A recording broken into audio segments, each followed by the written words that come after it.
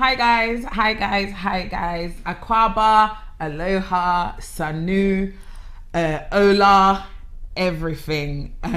I'm so happy to be here in the studio with you guys today. You're tuned into the 3D show with myself, your host, Desire. I missed you guys last week. Yeah, my little boy was a bit under the weather, so we had to repeat one of our top rated shows for you. I hope you enjoyed it, and I hope you didn't miss me too much, not as much as I missed you anyway. Yeah, if you missed me, comment down below. Even if you don't, I know you did anyways. Yeah, so thank you so much for tuning in today. I hope you've had a wonderful week. The weather is picking up. We can see the sun, coming out. We're all behaving ourselves, so it looks like we're really gonna do this, guys. We're really gonna come out of lockdown. Yeah, I'm excited. I know I keep banging on about it, but trust me, I'm gonna keep banging on about it. It's been 12 months since we've been in lockdown. Jeez Louise. Whew. Yes. So guys, I'm gonna comment about my hair. I'm wearing a wig. Yes, I know, I'm feeling myself so much. This wig is actually by Obas Place. She's my girl, she hooked me up. So thank you so much, Obas Place. She sells the best synthetic wigs ever, and the prices are so good. Is only what this one was about, it was in the range of £30. So please hit her up on Facebook, on Instagram, or hit me up and I will send you her direct details. And that's Oba's Place. Yes. So straight onto hot topics. Oh, that was a bit, you can tell how excited I am to be back. So straight onto hot topics. I want to give a big shout out to two great women in my life. The first one is actually Auntie Gloria. She's got a show on Entity Apa TV as well. This woman has actually been supporting me for years. Like back in the days when I used to do my crazy Facebook videos, yeah, she was there watching me. So it's so great that we both get to be in the same studio and have shows and supporting each other as well. So a big shout out and a big happy birthday to Auntie Gloria. Her shows actually come on Sundays, so please tune in. I learned so much from it. It's in tree, but if you can, trust me, tune in.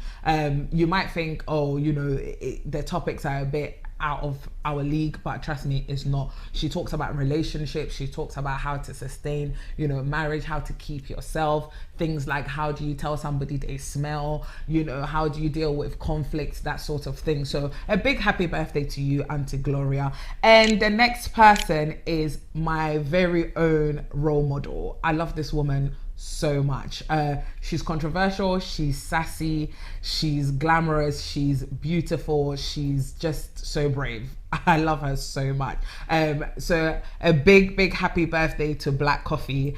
Yeah, I remember the first time I met her was in 2009 at the Exopa fashion show in Ghana at I think it was Conference Center, where she was hosting, and I was just in awe of her. And it's just amazing that today I can dare to call her a friend. It's so weird when you look up to somebody and then the person just becomes so angel. We laid her to rest yesterday. It was a beautiful ceremony for her. It was a beautiful send-off. Yeah, so rest in peace, Jennifer. I will always do this for you, and you will always be in our hearts. So yes, if you can, please say a prayer for her family and her beautiful children. So guys, I'm gonna take a very quick break, and when we come back, I'm actually joined by a very great woman. So this is actually the last month in the Women's Month, and I'm so honored to have her. She's so busy, she's always globetrotting, so it's such an honor to have her with us. She's a lawyer, she's a business affairs manager. She's actually worked with some of your favorites, Mr. Easy, R2Bs, and and many more. So we're gonna talk to her how she got into the industry. She's actually an A&R for Columbia Music. We're just going to be discussing with her, how did she get into into, you know, the music industry. Why did she get into the music industry, and where she sees the African music industry going. So don't go too far. Grab a drink, get comfortable. Right after the break, we will be talking to Crystal. So we'll see you shortly. Hi guys, welcome back to the show. You're tuned into the 3D show with myself, Desire. Just before the break, I was telling you that we have a great lady in the house with us. She's actually joining us via Skype because obviously COVID and all its wahala, but don't worry, it's still going to be a great conversation. She's actually a legal person. She's a lawyer. She's a music lawyer. She's an A&R person. She's a business manager. She's a globetrotter. She's a supermodel. She's a slave. I just don't know. Like, the list is endless. Listen, we are joined by Crystal. I can't say your last name, Crystal. How do you say your last name? Kayibi. Kayibi. I would have said Kayibi, the West African in me. It. That is the African way. Well, my mum said I pronounce her name wrong and she gets so annoyed. So it's Kayibi. So it's actually Kayibi. Yeah. So guys, we're joined by Crystal Kayibi. Crystal, welcome to the show. Welcome to the 3D show. Thank you so much for making time out to join us. Thank you for having me. Great. So tell us a bit about yourself. I mean, you just do so much. Tell us a bit about yourself. So I am a legal and business. My official title at work is I'm a legal and business affairs manager in A&R for Columbia Records. Okay. That's a label underneath Sony Music, so it's a division of Sony Music. And then I'm also a talent manager, so I manage an artist from the States. I also style an ex-NBA player. I do business consulting as well for people on the side, so legal and business. So yeah, I just had quite a lot of things going on. Listen, you do so much and it sounds so amazing. Like, how did you get into it? Because we've known each other from, sadly, I mean, my cousin that passed away is the one that introduced me to Crystal. How did you get into that? Because I know when people say they want to study law, is, you know, become a solicitor or, you know, the boring side. No offense to anybody, but how did you, you know, do all of that? How did you get into it? Well, I did do the boring side for a while. So I actually trained to be a corporate lawyer. That's what I was for. I was in corporate law for 6.5 years, actually. So I studied law at King's College, and then by God's grace, so when you're studying law and you want to be a lawyer, you have to go get a training contract. Right. And normally when you get a training contract, the law firm that hires you will pay for you to go to law school and pay you a grant. So by God's grace, I was lucky enough to get one. So I trained at a Magic Circle law firm called Slaughter and May. Okay. So I got that in my second year of uni. They paid for my law school. They paid me not to work during the time. So I took I actually did my law school in 6 months. So they paid us during that time to not work. And you're just studying. You're literally studying. It's such an intensive course because we had an accelerated law program, which is normally 1 year, but we did it in 6 months. And so I did that, and then I was a trainee solicitor for 2 years at Slaughter and May.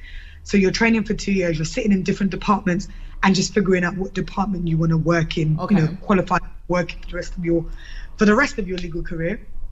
So then I trained there, and I qualified into finance. So I was actually a finance lawyer. And so I did that for 4.5 years. And then I always say this, that Slaughter and May made the mistake of sending me to Nigeria back in 2015. Yeah. To go train, so me and 2 other solicitors, we went to go train Shell's lawyers. So we did a training program for all of Shell's lawyers in West Africa. Okay. So all the lawyers flew into Lagos, we went to Lagos. And that was kind of my first time back in on the continent. I was born in Congo. Actually, it's not my first, it's my second time. I was born in Congo and I also lived in South Africa. So I'd gone back to South Africa in 2013. Yeah.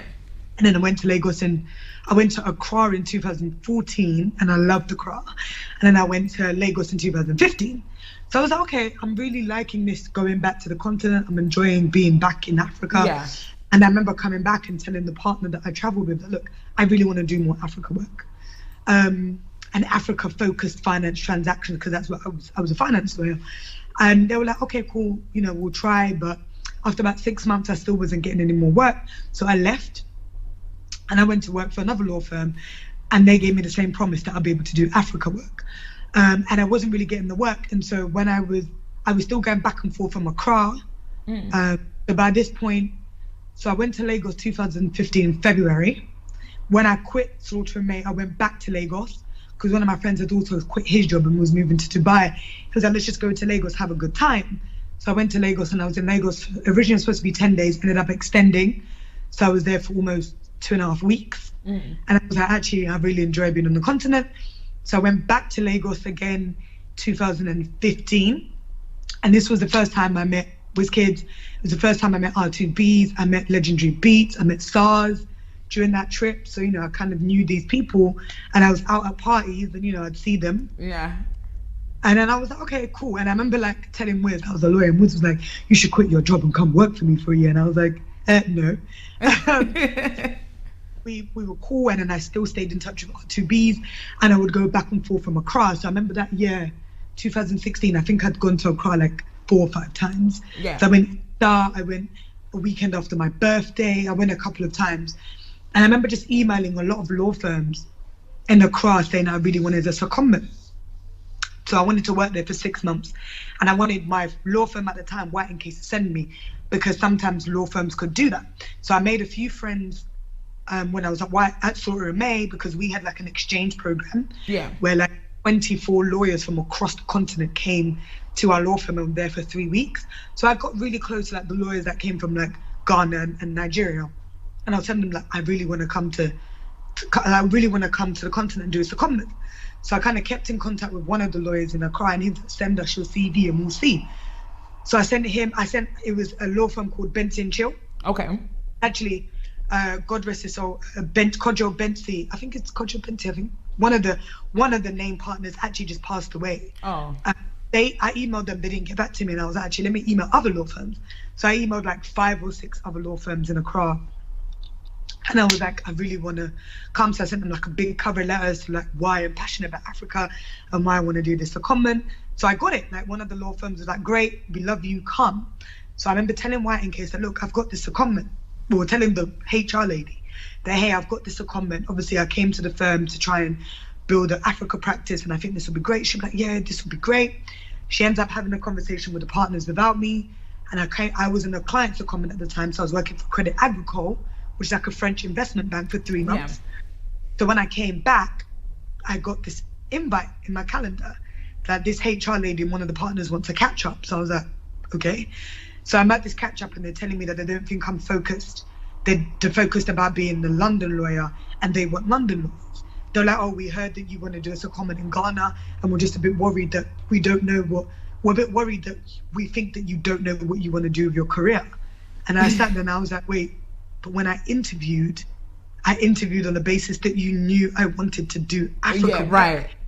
When they offered me the job, I was still like, not really sure, because I was still interviewing with other firms. So they'd actually sent me on another coffee meeting with one of the partners that was actually from South Africa. Right. And I remember telling very clearly, like, I want to do a secondment. Like, I either want to go to South Africa or another place in Africa. And they're like, yeah, definitely. So I'm now in this room with a partner that I've never worked with, and this stupid HR lady. And they don't think I know what I want to do with my career. Yeah. Anyway, short things short, I left like that day. So they offered me, they're like, either you can carry on and we'll figure out in a month's time, because I was still on probation. That's how annoyed I was. I was still on my probation, my 9-month probation. So they're like, we can wait until the end of your probation and make a decision, or you can leave today. Here's what we're willing to offer you. So I was like, bet. I took what they were offering me. I remember it's strange, I'm at my mum's house right now, but I remember being on a train and not understanding how I was going to explain to my mum that I basically just left this job. Yeah. So I came back, I told her, I was like, look, I've left, but remember, this firm in Ghana want me, so I think I'm just going to go to Ghana, see what happens, and see what I can make out of it. So it's only now that, or actually maybe it was only like 2 years ago, my mum was like, when you came back and told me that you'd left your job, that was the scariest moment. Yeah. Because what you were going to do. So I left, and remember, I had told this law firm I was going to go into secondment. So this law firm hadn't hired me. They hadn't been willing to pay me a salary. Right. They had take me on secondment on the basis that my old law firm would pay my salary. So I remember emailing them saying, look, I've left my law firm, but can I still come? And they were like, yeah, you can still come. So I packed up my house, I rented out my rooms, and I rented out my rooms, packed up my house, and I moved to Ghana. And Wait, this was 2 years ago? This was 2016. You moved to Ghana? Wow. As a non-Ghanaian, remember, I'm not Ghanaian. I know, right? So part of the money that they gave me, I used to pay 3 months of my rent in bulk.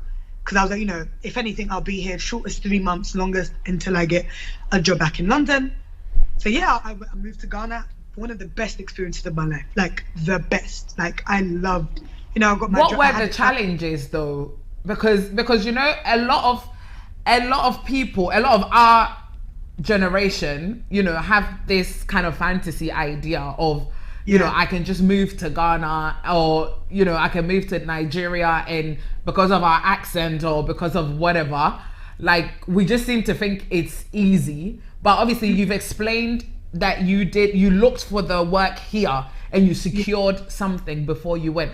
But what were the challenges like when you got there? I'm not gonna lie, I didn't have much. I don't know. I think one thing that I look back at my journey, I really say that I can really see God's hand in everything that's happened. Right. You know, from like getting the secondment in the first place, because as I said, they didn't interview me. I just sent a CV. Yeah. I sent a cover letter and they said, great, we'll have you. And me and my boss are still, like, he's such an amazing man. Like, if there's one thing about that man, amazing. Because I remember when I landed and he said, okay, cool, you're here, but don't think that I'm going to let you work for free. Okay. He was like, I'll pay you, right? Wow. So I'm sitting there like, oh my God, like, I hadn't even planned this. Like, To get paid, yeah. Yeah. So he had traveled. And so I remember my first day of coming there, he was like, okay, we want to make you comfortable. Like, what can we do? I'd already got a driver at that time. Yeah. He was like, pay for the driver. So what did they offer you? Was accommodation offered? Nothing. Live to a certain standard in London. I don't want to be in the car and not live to that standard. Yeah. So my apartment. That comes at a cost. Yeah. Yeah. My apartment was $1,500 dollars a month. In Ghana. In Ghana, $1,500. Okay. Okay. So I remember I paid 3 months, done. Right? Yeah. So from the money that they gave me, I had already organized a driver because luckily one of my friends, Cyril, had moved to Ghana, and he knew this driver, and he was like, good, I found you a driver. And I think I was paying the driver maybe like 500 cedis a month to pick me up in the morning and drop me home. Okay. So my boss was like, okay, we'll pay the driver. So he paid the driver and said, we'll pay you. And then he was like, what would you like to eat for breakfast in the morning? I was like, what do you mean? He was like, we want to make sure you're comfortable. Yeah. So I was like, well, you know, I don't really eat white shit, whatever. He was like, okay, would you eat porridge? So they would drive me to Marina Mall every couple of days. Yeah. And they would give me the money to buy breakfast. Okay. Like, that's how amazing my boss was, right? So yeah. He would give me money to buy breakfast. Another thing, I didn't have a washing machine in my home. He was like, no worries. We had a washing machine in the office because our office was actually a home that he had renovated. Right. The gentle. So I literally near the airport. And he was like, fine, come and do your washing here. So I do my washing there every week. Let's say the driver will come, me, I picked up my washing, I'm going home. And then the first month that I got paid, my boss had traveled. So he said that his Uncle Aminu, was our accountant, and he said, Uncle Aminu is going to pay you. And I didn't have a bank account. I didn't even have a residence permit. Yeah. So they paid me in cash. You're moving illegal in Ghana. Yeah. So they paid me in cash. So the first month, Uncle Aminu came and gave me a wallet, and it was 3,000 cedis. And obviously, I'm not even expecting to get paid. Yeah, so that was... Yeah, right. So Uncle Aminu said to me, is this enough? And I said, Uncle, I don't know, but God bless you, because I didn't even think I was going to get paid. Yeah. My boss called me from the States and said, Uncle Aminu told me he paid you 3,000. I told him that's not enough. He needs to pay you more. Mm-hmm.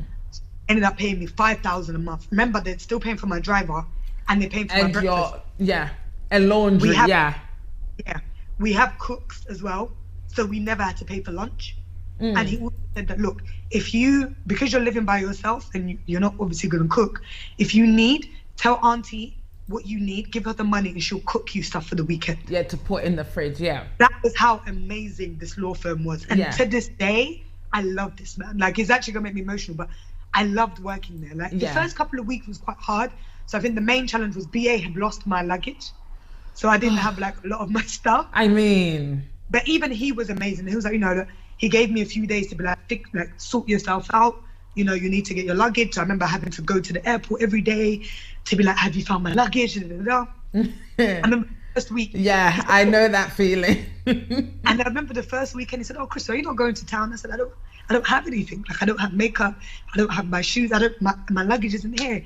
He's like, "Okay, no worries." Like he called his friends like, "Oh, we need to keep her company." He was such an amazing guy. Yeah. So for me, I wouldn't say that I had many challenges because I had someone like him. But who in terms of like the workload, because I know I've worked in Ghana myself, Yeah. and I've worked in Nigeria as well. So I guess we're the best people to have this conversation. But in terms of getting things done, do you find that I'm not sure how obviously the law sector works. Do you find that, you know, things are moving at a fast pace, at a convenient pace, or Yeah. are they just relaxed? No. Because Ghanaians have a reputation of just being relaxed. being very sluggish. So how No, was no. your experience there? No, I think because in corporate law, you don't have that luxury. Right. Because a lot of transactions, we were supporting a law firm in the UK or the US, right? Okay. So we're doing the Ghanaian portion. So I remember even once taking 2 days to do some law, 3 days. Boss says, "This is not good enough." Like he literally said, "This is not good enough. Like we're supposed to be working to an international standard. Yeah. I cannot tell my counterpart that we haven't done it because you couldn't do it." And one thing was always, you had to come in one day during the weekend to check your emails and make sure that things were okay. Right. So effectively, we're working kind of like 6 days a week. We're also doing New York, London, and Ghana hours. So we're starting at 8 o'clock and we're finishing at 10 p.m. But because of the environment that he created, you didn't really feel it, right? So we, as I said, we all took lunch together because when the aunties would finish cooking, you know, let's go eat, we'll go hang out. If you wanted to take a nap, you could take a nap at your desk. Yeah. No one would care. Just lock your room and no one would care. You know, like he wanted to get the work done, but he wasn't like, he wasn't that- policing, like, No. but as long as the work was done and within sufficient time, Yeah. like everyone is happy. So so that's the corporate law side. How did you get into the music law? Because you mentioned you met Wizkid and he wanted you to come and work for him. And I know you managed Mr. Easy for some time. no, I So- was his lawyer. Oh, you was Mr. Easy's lawyer. Tell us about that. Like, how did you get into that? And Yeah, I think before I'd gotten to Ghana, I was ready. You know, by the time I moved to Ghana, I kind of already knew a lot of people because I was a party girl, right? Like I'd finished uni. I didn't really party in uni. I didn't really do much when I was at uni. Yeah. So when I finished and I finished law school, and by this point, I'm going to admit, I kind of got a bit thicker. I was like, okay, I'm going to parties and I'm meeting people, right? So yeah. and most of these artists had tried to speak to me in a club or I'd met them somewhere. So it was just like, oh, hi, how are you? Da, da, da, da. Sometimes they'll try to take my number on that kind of like you thing. I'm like, I'm not really interested. But you know, people keep in contact. So Yeah. even like when we said, oh, you should come work for me, I didn't take him seriously because I just knew he's just doing, you know, whatever. Yeah. So when I moved to Ghana, I'd met Fuso DG at one of my friend Eddie Caddy's birthday parties. Yeah. So I met Fuso DG, and Fuse lives in Ghana for most of the year. Okay. So when I'd go to Fuse's house sometimes just to eat lunch or hang out or whatever. And me and Fuse would talk all the time about like Africa and what we think should happen. Yeah. So one time I go there on my lunch break and Burna Boy's there. This is the first time I ever met Burna Boy. And they're talking about, you know, what they want to do and what issues they're finding in the industry and they're whatever. And I remember like, oh, like I've been thinking about wanting to go into this. And they're like, you should, da, da, da, da. But I didn't even take the conversation seriously. Like, I remember, like, even when I met Burna, I literally had bought lobster kenewele from Starbites in East Legon. And Fuse lives in East Legon. So I'm just eating my food, and I offered my food to be like, hey, anyone want to try something? And they were like, no. So I'm just eating my food in the corner, and Burna looks at me and goes, this food that you're eating there in silence smells good. So like offering them food, and we're just talking. So when I said I want to go into it, they're like, yeah, you should go into it. So I forgot about it. I've gone back to work. Blah, blah, blah. And then after about 2 weeks, I get a phone call from my friend who used to DJ for Fudo DG, but now he DJs for Mr. Easy. So Niger Boy. And he was like, hey, Easy needs a lawyer. And you're a lawyer, so I recommended him. I was like, but I'm not a music lawyer. Yeah. He's like, yeah, but lawyer, right? Like, I was like, no. Like, same thing. So at the time, he's like, yeah, but just come meet him and talk to him, see if you can help him. So I was like, okay, cool. So my friend was getting married. No, not my friend. My friend had already been married. So I'd already come back from Ghana. I'd gone back and I was supposed to come back to visit my mum and my sister. So I think this was November 2016. So I come back, I organized to meet him. So I meet Easy and we go to eat at a restaurant called VQ, which is like a 24-hour thing. So we're literally in this restaurant at 1 a.m. because he had a show and I had to go meet him after the show. So it's the first time we've ever met. We sit down, he tells me what he wants to do. I tell him what I think I want to do in music. I remember he was like, okay, but why do you want to do this? Because now you're sounding like Mother Teresa. And I was like, no, like, I really want the African music industry to grow. Yeah. So I remember we met, I gave him my email. I didn't hear back from him. I'd gone back to Ghana. I didn't hear back from him at all. And then I got a job for a job back in London. Yeah. Moved back to London. Again, didn't hear from Easy. So I moved back to London January 2017. And then one of my friends, Audrey, who she also passed last year, God rest her soul. She calls me and she's like, look, I'm casting for this video. And I said, I'm not a video girl. I was like, not a video girl. She's like, no, but I'm casting for this video and I want a dark skinned girl and you're the only person. I said, I'm not a video girl. I don't do it. And she was like, no, but it's for Easy. I said, oh, then I definitely am not doing that video. Yeah. And I was like, I've been having conversations with him to be his lawyer, so I can't be his. She's like, okay, great. Just come to the shoot anyway. I was like, no. I said, I'm not coming to the shoot. I'm not doing any of this because I'm not trying to.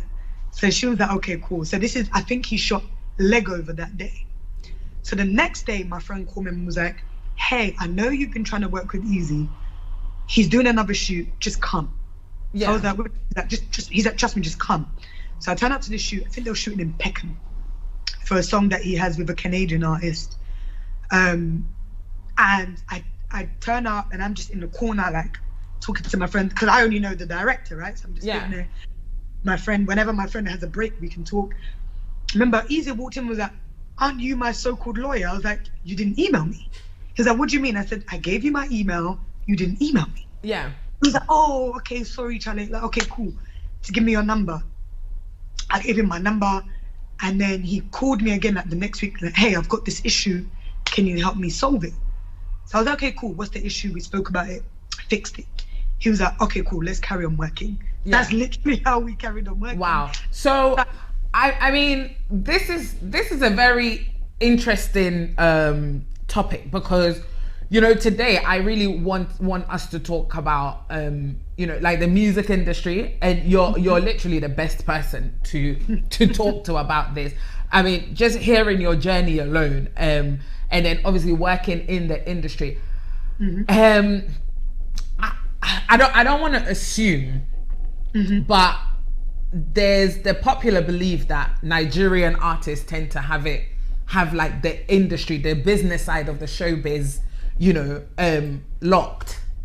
But then when it comes to music lawyers, or they haven't even thought about musical lawyers, or when it comes to actual managers that have links, within the music industry, where obviously it makes sense because, like, as a manager, you're supposed to get me on radio, overseas, not just pump money into me, even things like stylists, So what's been your kind of observation of the music industry, so far with the experience that you've got? What things are we lacking that can put us on par with obviously our South African artists, and all of that? Well, I think, sorry, can you see me? Because I can see you. Well, I think the thing about Nigerians having business unlock is also a lie. Trust me. Okay. Trust me. I think even South Africans don't really have the business unlock. I don't think anyone on the continent really has, apart from maybe Diamond Platnumz in Tanzania. Why do you think that is? Is it lack of education? Is it lack of... It's just lack of infrastructure. I think Africa is such a wild, wild west. There's no infrastructure. There's not even a major label that like has broken someone in Africa yet. And there's just not that infrastructure yet. So I don't think it's lack of knowledge. I think it's quite unfair to say lack of knowledge, because obviously even us in the West, we didn't know until we had to know, right? But I think in Africa, it's not really lack of knowledge, but it's lack of, when you look at the people that are pumping money and investing into the industry, do you even care that much to know? No, some of these people are just pumping money because they understand music is now getting big and they can put some money. So when you hear someone say, oh yeah, it's the person that invested in me, that's literally what it is. It's just the person that says, hey, I've got a whole bunch of money, I'm going to put it into you. They're not a manager, they don't know the music industry. They're also a cowboy like everybody else, but they have the money. And in Africa, unfortunately, money speaks. Money gets you on the radio, money gets you good videos. So I don't think most people, I worked with some of the biggest artists, and I don't think all of them have their business together neither. I think everybody's just learning. And I think the beautiful thing right now in Africa that everybody is learning. Because it's still new. Like this whole streaming, publishing, all of this is still very new to people. So I think the very specific thing about Ghanaians, I just don't think Ghanaians are as loud as Nigerians about their music. In terms of the music leaving Ghana, because there's certain songs that when I'm in Ghana, the song is huge, Charlie, like I'm hearing it on the radio or whatever, and I've been Nigerian, I'm like, so you guys have never heard this song? Or I come to I think Ghanaians have to be a bit more loud. The same way that I can say that as Congolese people, we're very loud about our music, right? Like, we've always been traditionally very loud about Kofi, and we're very loud. So even if you guys are not listening to it, I know that as Congolese people, we're loud. And Nigerians are the same. Nigerians are just, they're everywhere, and they're loud. They amplify their artists. So, I mean, this is a great point, because, I mean, as big as Shatta Wale is, a couple of years ago, Xylophone took them to Nigeria and it was a flop. It was so cringy to watch, because again, that was just clear indication that, as you said, we're just not loud enough. So what would you say that, let's just say I'm a up and coming artist. What are the 3 things that I should have in place in order for my career to be safe, in terms of like something like contracts, like how important are contracts, when it comes to like your music career, even going to perform somewhere, because there's that whole, I dated somebody very briefly in the music industry, and I was very privy, I became privy to it, and it's like everything is just verbal. Like there's verbal agreement, there's verbal like discussion, and then it's okay. So I've paid for a whole team to rehearse during the week. I've paid for the space, I've paid for their TNT. I've now come. We agreed verbally on a certain amount. I've done all of this, thinking yes, I can pay you, my team this, and then I come and play, and then there's excuses. So, it's like, what are the things that they need to be thinking about in order to kind of like streamline their careers and just protecting themselves? Yeah, I mean, contracts are important, but who upholds a contract in Africa, really?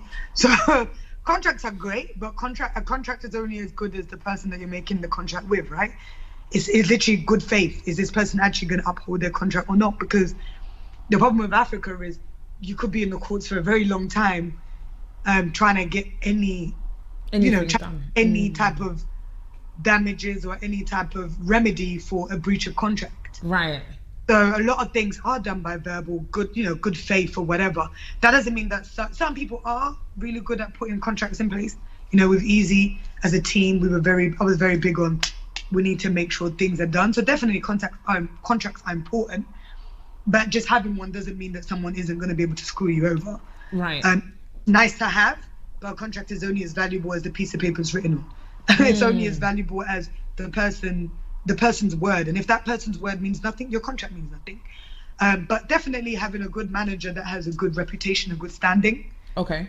someone whose word also means something, and who's someone who's respected, so other people also value what they say to your manager. Right. You know, definitely get your contracts in check.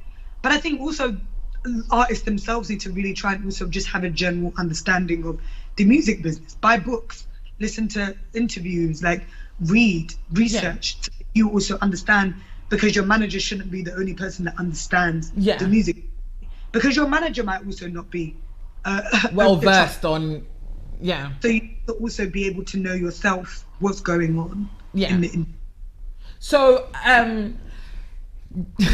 I want to know your opinion, about, you know, for example, I'm going to use her as an example, but, you know, Tiwa Savage just signed with, is it Rock Nation, and left Don Jazzy.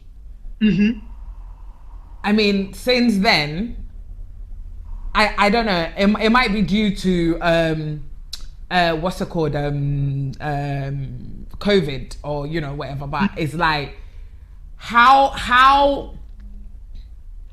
good is it for African artists to basically like leave our producers and, you know, our people and go and sign with these big labels? Because I mean, do they really understand our continent and how we do things?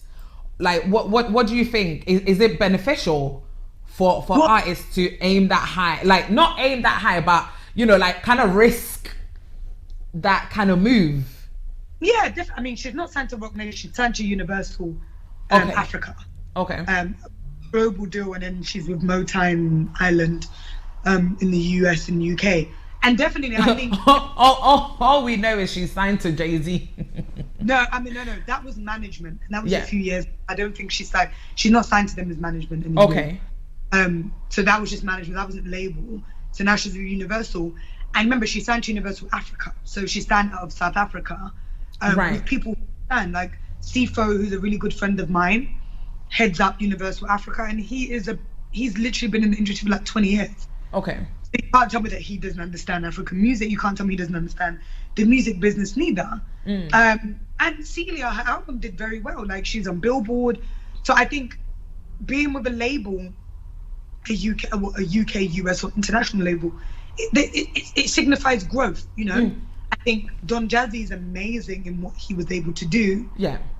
But then you have to question how much bigger can our African labels actually do that, you know? Yeah. But I also do believe in these bigger labels working with our African labels. Okay. Also need to get bigger. They also need to learn this is how we operate from an international perspective. Of course, yeah. Which is how I see Maven operating now. I can't speak to their relationship or what happened or why she left, because I don't know. But I can only see someone going from there to a bigger label, because you want growth, you want expansion, you want a label that can actually market you in the UK and the US. Yeah. Which is not necessarily what African labels can do, because they focus on Africa. And even in terms of like finances and, you know, all of that as well. So, I mean, thank you for clarifying that. So when it comes to obviously the trending topic for the past couple of weeks, the Grammys, there's now, you know, Shatta Wale went live, you know, criticizing the Ghanaian music industry, talking about, you know, Nigerians support Nigerians, you know, when Ghanaians see him smoking weed, it's like, you know, the whole of Ghana is against him, and, you know, just more or less being petty. But I mean, how, like, I don't even know how to frame this question, but where do you see the African music? Do you see us winning more Grammys? I mean, or is like, was Burna Boy just, you know, just like one in a... No, I definitely think the better our music gets and the better quality that we're producing, definitely there's more people that can have shots. Like, no one can say that African Giant was not a fantastic album. And that was the first time that he was kind of seen on an international line. Yeah, yeah. And that's a fantastic album, and that was Grammy worthy. Wait, not to cut you short, but do you reckon? Because you know, last year he was nominated as well. That's the one that he went with his mum, isn't it? And then Angelique Kidjo won. And I remember her speech. She was like, you know, this should have been for like the younger generation and all of. And I remember like kind of getting really annoyed because I was like, what's the latest song Angelique Kidjo has like? No, I wouldn't be able to tell you. But I think you don't listen to Angelique Kidjo, but she was on African Giant. No, I'm talking about last year. Yeah, like the album that she won, and I was like, oh, just give it to like the younger generation. But do you reckon that kind of influenced this year's award? Do you reckon? Well, I don't think that's the point. I think we need to remember that the category of world music means world music. Okay. It's everywhere in the world. Okay. We may not listen to Angelique Kidjo, but that woman has fans all over the world. Yeah. And she an album and people listened to it and they thought it was amazing. Yeah. We have to give credit is due, even though I did want African Giant to win because I think it was a Grammy worthy album. I think it was one of the best albums that any was that the same album that was nominated last year? Yeah, that was African Giant. Yeah. Last year. And then he nominated it again this year? No, Twice as Tall won this year. Oh, okay. Yeah, so but we need to give respect where respect is due. Angelique Kidjo. Tongue twister. Angelique Kidjo is a legend. She was on the album. Like she's so much of a legend, and Burna knows that she was on the album. So you just need to understand that there's also the politics that goes into the Grammy. Right. And white people know Angelique Kidjo. White people listen to Angelique Kidjo. Yes. So you have to remember that as well. It's like, you know, we may not listen to these people, but a lot of these white people do. Like, there's a lot of African artists that have won Grammys that we may not listen to, but white people listen to them. So, you know, when you say that, I mean, how plausible is it for someone like Shatta Wale to aspire to that? Because how many white people in America are listening to Shatta Wale? So my point is, like, does the language and collaborations and, you know, maybe like playing big stages like Glastonbury and Coachella, and like do these all help in obviously like getting recognized and getting like all these awards, like international awards? I don't think it helps in terms of getting awards, but I think it definitely helps in terms of being visible. If you're not visible, and sales as well. Yeah, people don't know you exist. People don't know your music exists, and then you also don't elevate the music. I think one thing that I highly respect Burna with is that they are constantly trying to elevate their music. Right. Constantly trying to elevate their sound. They're constantly trying to do better, because the more your audience grows and the more that you know that you're going to an international market, you have to elevate your sound. Yeah. And that's the problem with sometimes other artists is, are you elevating your sound? Are you doing something that will be recognized on an international stage as excellent? We need to remember what the Grammys is. It's looking at excellence. Right. And right. You make that music. So yes, definitely someone like Shatta Wale has a shot, but he now needs to first work on getting international recognition, which obviously Lion King did. Lion King gave him the first foot on the thing to be like, okay, people know who he is on the international stage. Yeah. Now it's up to him to produce the Grammy-worthy music. Worthy music. Wow. This has been so insightful. So you mentioned that you're working with an artist now. Is it? Tell us a little bit about that, you know, project. Yeah. So her name is Sadan. She's a Nigerian girl. She lives in New York. Right. New York. But she does kind of like Afro-inspired rap. Right. So she actually has a song right now called "I'm African."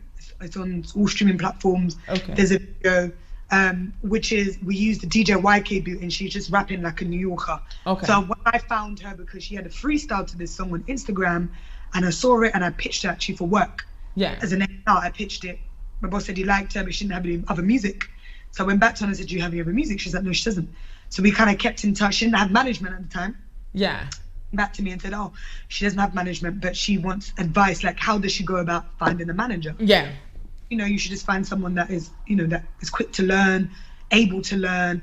If they don't really know about the music industry, they need to be able to learn quickly, someone that you trust, whatever. Yeah. So I'm back speaking to her after like a month and being like, do you have a manager yet? She was like, no, I don't. I was like, well, you know, I can help you if you like until you find someone. And then we've just been rocking ever since. So it's been a year now, a year and a half. Wow. And yeah, no wonder you keep your hair short, because all these different hats you have to wear. Honestly, it's amazing. You even have edges. You are doing amazing. I'm so proud of you. I remember Central Park, like, you know, all of us outside church just talking nonsense, you know, us young kids, and then to see where God has brought us today. I mean, it's just amazing. I'm so proud of you. I just want to say thank you so much for, you know, tuning in. Thank you so much for, you know, joining us, and yeah, just sharing your experience with us. I hope, and I'm sure, you know, a lot of people watching have learned, you know, from your journey, especially, you know, your tenacity, your determination, your stubbornness, because, you know, from saying, I want to work in Africa, I'm not going to stop looking for a job, but everywhere I go, I'm making it clear that I want whatever job you're giving me to be Africa related. Like, that is inspirational to me, because, you know, a lot of the times you've bought your house, you know, you own a mortgage, so it will be very scary to not rock the boat, but you know, that courage and everything to pursue what it is that you believe in is just amazing. So what's next for Crystal Kayibi? What's next? Taking over the world, presidential race? I don't know. I mean, just something, as I said, something focused on Africa. I think my passion, my focus is always Africa. So whatever's next will always have to involve Africa. I don't know yet, but yeah. So if somebody watching wants to possibly work with you, you know, they're an artist or they know an artist, like, are you open to that? How can they reach you? I need sleep. Because it's hard. Like, I'm a perfectionist, and I feel like if I'm going to work with someone or do something, I need to have time. And right now I don't have it. Like, I can tell you really don't have time. I mean, fitting in, partying, looking good, all these things. Plus, you know, I know you're very close to your family as well. So whenever you're in the country, you always try to make time for your, okay. So I think we will talk behind the scenes, but I think it's very important for us to maybe put together a seminar for, you know, up and coming PR people, or, you know, people that want to manage artists, that sort of thing. So we will talk behind the scenes. But thank you so much for joining us. Any quick shout outs to anyone, maybe your social media handles, people can follow you, and, you know, because I know your Instagram stories, you're always putting nuggets there, knowledge and everything. So please let everyone watching know how they can follow you. So my Instagram is Kayib, spelled Kayibz. Private, so I'll let everyone in when I go through. Yeah. My Twitter is the same, so it's C-Kayibbs. And I think I'm the same on Clubhouse. I think I'm Kayibbs on Clubhouse too. Right. So yeah, that's where you can find any me. Shout outs, you know, loved ones, your bosses, your artists. Just shout out to God. Oh, amen. Crystal, thank you so much for you know, joining us. I know you're very busy, and I know you need to get going because you're flying tomorrow. But yeah, I'm so grateful for joining us. I'm gonna let you go now, so you take care. I will call you right after the show. Thank you so much. My love to your parents. Thank you. Guys, thank you so much for tuning in. I hope you enjoyed the show.